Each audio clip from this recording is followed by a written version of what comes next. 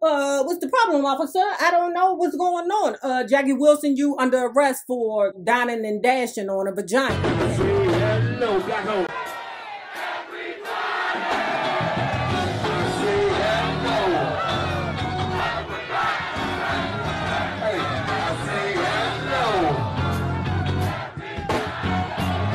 See this brother winning, man. Hey, hey, look, what is your win, babe? What is your win, babe?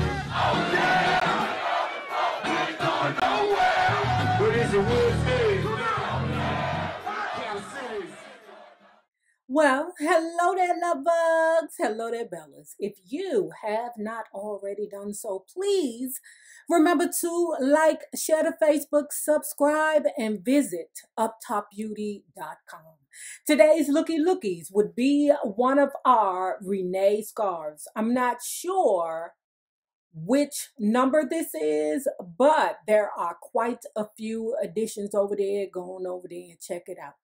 And of course, our Michelle Red Lip. And if you are not already a part of our book club, please hit the Patreon link below and or the join button here on the YouTube. And for a small monthly fee of $5, you babies, yes, you can be privy to all the shenanigans before the YouTube gets it, if the YouTube gets it. Now, let's continue talking about Bobby Womack, my story, from 1944 to 2014. I was the youngest guy on the road with Sam, just 18. All the other guys were maybe 10 years older, so I got treated like the kid by the guys and the women they hunched. I could never get any fish dinners because of the fact Bobby Womack been using the P word a lot. Okay, it's not me using the P words, it's him. So I want to take it back to what we say here in this book club. That would be the fish dinners. And for those of you who do not know what a fish dinner is, let me explain it to you. There are two types of fish dinners. Okay, you can sell them both, right? But one comes from the sea and one smells like the sea on a bad day, or depending, who was fishing in the sea that day, or, if they go get their pH balance checked. The women would take one look at my baby face and say something like they got a boy the same age. You got a little public hair on your face, Sam laughed. You ain't never going to get laid like that. Get yourself a mustache, he advised. He also taught me how to fix a martini and drink one. Don't drink too many, he warned. They'll knock you out. And put a cigarette in your mouth. So wait, I'm lost. Okay, Sam is like, get a mustache. Where he gonna get a mustache from, Sammy Cookie? Is he gonna go buy it from the mustache store? Or, obviously he can't grow one. So, what is he gonna do? What is he gonna do? Oh, you know what they used to do back in the day when I was younger? The little boys who couldn't grow a mustache believed that if you started eating fish dinners, then you would grow one. So I don't know. So there I was, still a kid, but trying hard to look like a man. And then I'm like, wait a minute, 18 years old? That's crazy. So there I was, still a kid, but trying hard to look like a man. I'd practice in front of the mirror, taking a drag of the cigarette and sipping my cocktail. Then I'd walk out and see Sam surrounded by women, beautiful women. I'd watch him pull chicks any night. All night. Okay, you on the road, you a musician. Why aren't you getting no pastanka? Tito got pastanka. You can't tell me that. And his ass was young playing the guitar with the Jacksons. So I'm going to say again, Bobby, I don't know. You sounded kind of, maybe because you wanted the much older women. Since you didn't already had a 32-year-old, maybe you only interested in cougar vagina right now. I don't know. So maybe those women are turning you down. But you can't tell me none of them young girls was like, no. He's saying that no matter what he did, even when he's trying to do what Sam Cooke told him to do, sip on a martini, have a cigarette hanging out his mouth, the women were still turning him down. I don't know. Bobby, you might need more people because I don't believe you on that one. One thing Sam always preached was to get a prostitute. It was a safer option if you were going to play around, although he rarely acted on it himself. He said it was cheaper in the long run to get yourself with a hooker. You pay for what you get.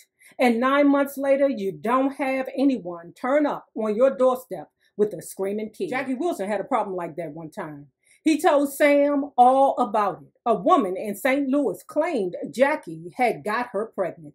He had been tipped off that the cops were going to arrest him, embarrass him in front of this audience. They are trying to take me to jail, he said. I'm not going to pay some baby that's not mine. So this was the plan, okay? This is Sammy Cookie's and Jackie Wilson's plan, child. Okay, niggas.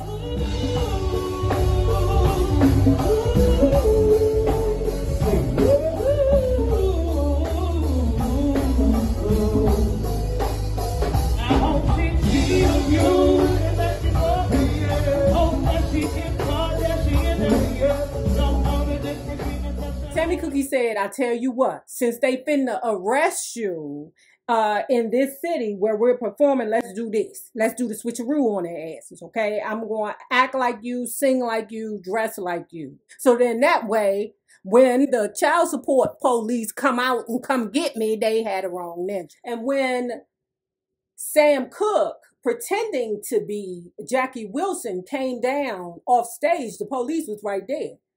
What's the problem, officer? I don't know what's going on. Jackie Wilson, you under arrest for dining and dashing on a vagina. Okay, you got a baby out here and you need to take care of it. Sam Cooke like, oh, wait, I'm not the Jackie Wilson. I'm the Sammy Cooke.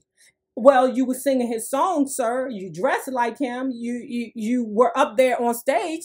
What's going on? He was like, is it against the law to sing Jackie Wilson's song? I never knew that, sir. Jackie Wilson was able to get away from the child support police, and that's it. Sam had a new woman practically every night, and it caused more than a few difficulties if Sam hit those towns again on tour.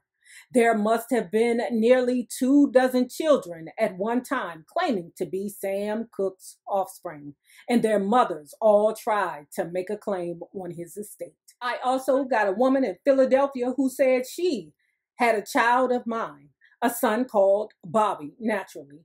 It came about after I had passed through New York in the 1970s. I was there to do a TV show. Now, let me tell you what the bitch did. He's in a hotel, right? You know, he calls to the operator. Operator, can you connect me with Black Bleak, Bleak, because that's what you did back in the day. He called the operator, you know, hey, operator, I want to talk to such and such, okay?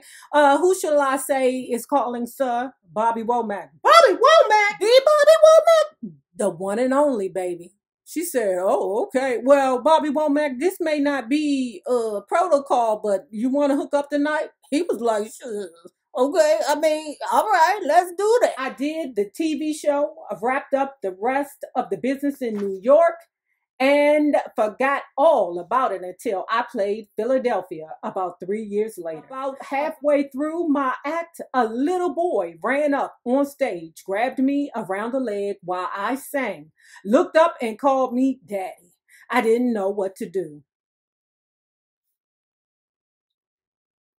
After the show, his mother, the phone operator from New York, appeared and said she had been trying to contact me. It didn't seem like the right way of going about it, but I ended up sending her money for about 6 months. That stopped when I asked for a blood test. She refused, said it was against her religion. So you mean to tell me drawing blood is against her religion, but not fornication? That's crazy to me. There was also a woman who claimed she was my daughter, said her mother and me got it together in high school. I said I hoped it wasn't the 5th grade because I had quit school by then. Another time I was standing backstage and a kid came up to me and said, hey, Dad. He looked like a mechanic, grease all over his clothes. I didn't want to hurt his feelings, so I told him we should talk about it the next day. See if we could sort something out. The next day he said, you remember Fifi? Sure, I remember Fifi. She used to court my brother, Harry. See? She used to court my brother, Harry.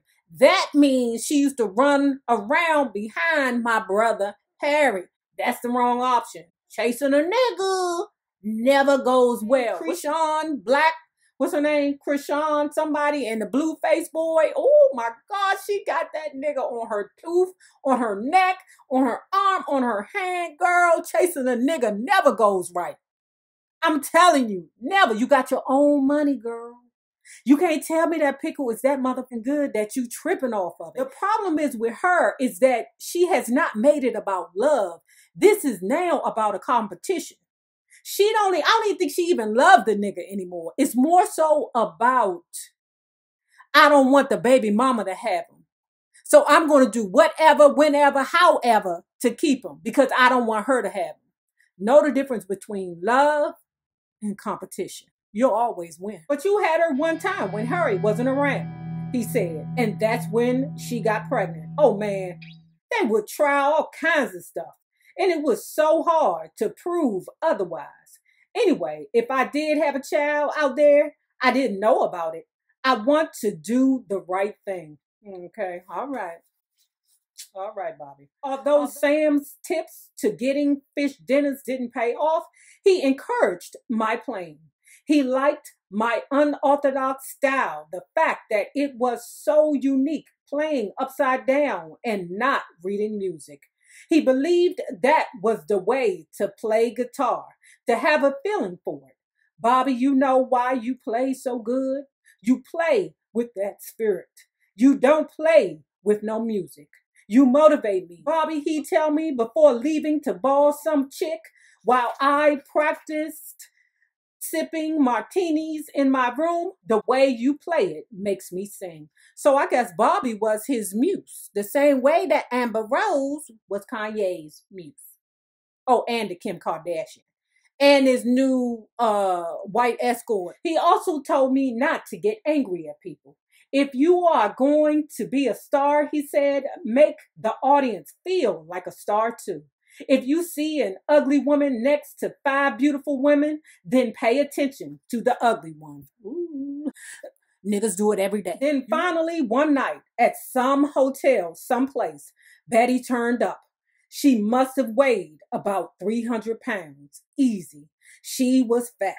A fat school teacher. There she was, sat in the hotel lobby waiting to catch sight of Sam because she followed him from one end of the country to the other, hoping one night to end up in his bed. Now that's a groupie. Sam could get the pick of any girls, and if Betty had been the last woman on earth, he still would have swerved her. Swerved her mean get out the way. I don't want, Betty, get out the way, girl. So Betty had turned to chasing Cliff White, the guitar player.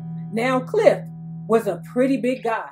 He could handle Betty, but he could also get the pretty women and had no need for her. That left me. So this one night, I joined her sitting out in the lobby, just the two of us. And Betty said, it's hard, ain't it? No, it wasn't, but I let it pass. We both got our problems. You're too young and I'm too fat. I thought for a horrible moment that Sam might have put her up to it. It could have been another bit of sport for the boys to laugh at. But Betty told me she had had enough of running after Sam and Cliff. She knew they were sleeping with all the hot chicks. Betty looked pretty down. Wait a minute. I feel the mercy pickle coming. Now he's saying he's sitting on the bench. Okay, I'm on the bench. Betty over there, she looking sad. I'm looking sad, you know. Betty like, nobody wants me. Bobby thinking his mind, you right.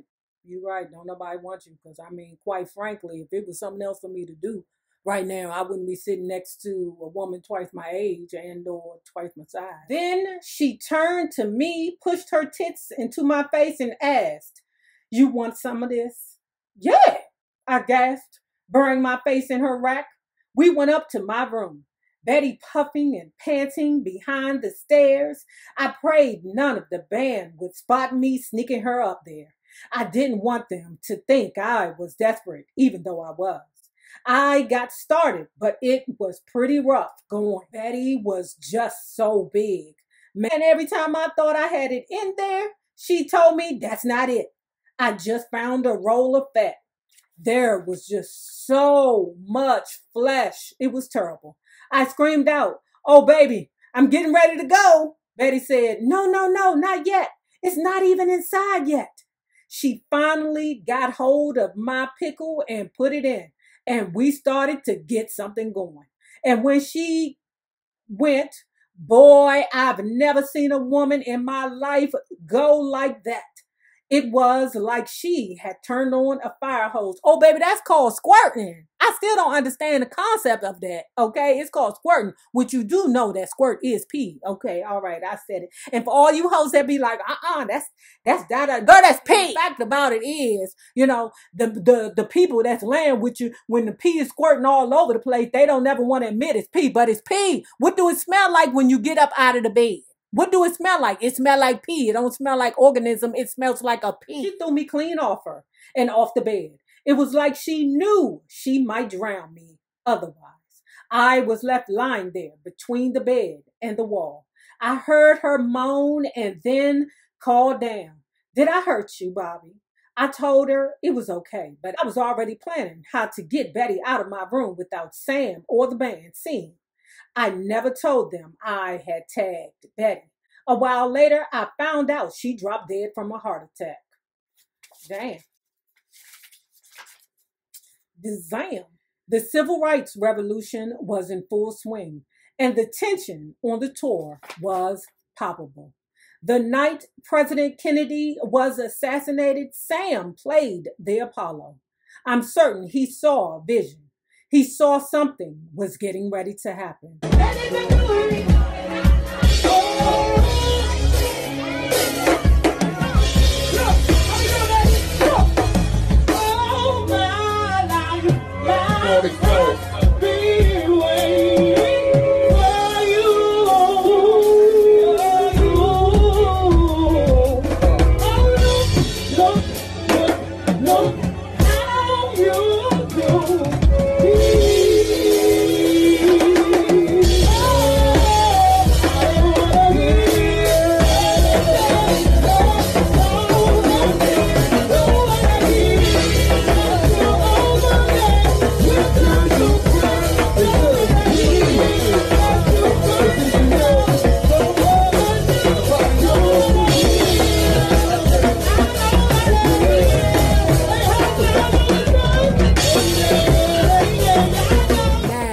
If you have not already done so, please remember to like, share to Facebook, subscribe, and visit uptopbeauty.com.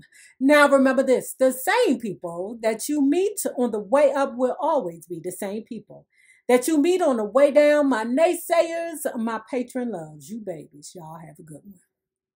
Peace.